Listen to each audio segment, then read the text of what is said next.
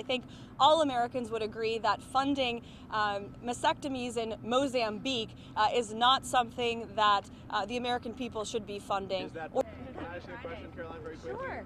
We're now hearing from constituents in some traditionally red districts right now complaining about what they say is the chainsaw approach and saying that it's been done very sloppily, the cuts to jobs and spending. How do you respond to that criticism?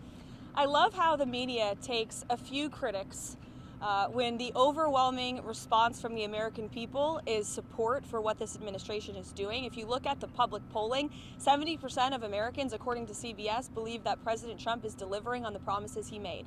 And there should be no secret about the fact that this administration is committed to cutting waste, fraud, and abuse. The president campaigned on that promise. Americans elected him on that promise, and he's actually delivering on it. And this is something that Democrats promised they would do for decades. President Trump is just the first president to get it done. Let me ask you about the fraud, if I can. We can all have our own opinion about what is wasteful spending, and Republicans have praised the president for cutting wasteful spending, but fraud, of course, is a crime. So have you turned over evidence of fraud to the Justice Department, and when should we expect to see those indictments? It's a clever question. First of all, I think all Americans would agree that funding mastectomies in Mozambique is not something that the American people should be funding, or DEI programs. I think it's fraudulent that the American government has been ripping off taxpayers in this way. And we also do know there has been extensive fraud, particularly if you look at Social Security. In fact, according to an IG report from the Social Security Administration, there was $71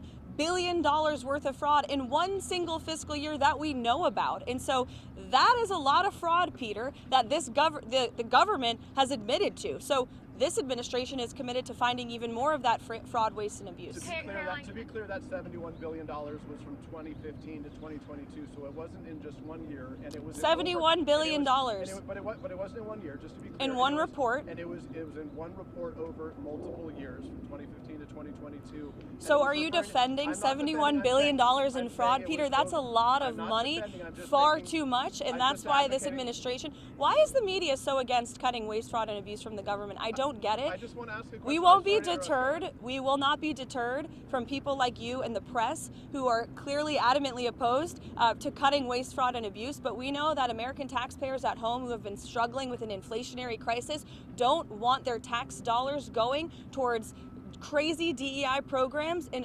countries overseas. They also don't like the fact that there has been $71 billion worth of fraud in Social Security and improper payments going out the door. That's a problem that needs to be fixed, and President Trump is going to fix it. That's your fifth question. Elena, do you have anything to ask? Because you said something that wasn't true, which is you said that they have found before that they believe there have been tens of millions of people who are receiving money who are dead on the Social Security list. The same report that you referred to said that almost none of those individuals are receiving Peter, did you watch money. the full clip of the interview that I did when I said that?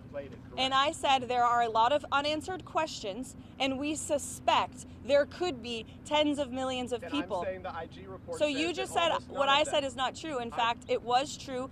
That's a suspicion that this administration has, and we're committed to finding out the truth. Thank you, everybody. Can I ask quickly about the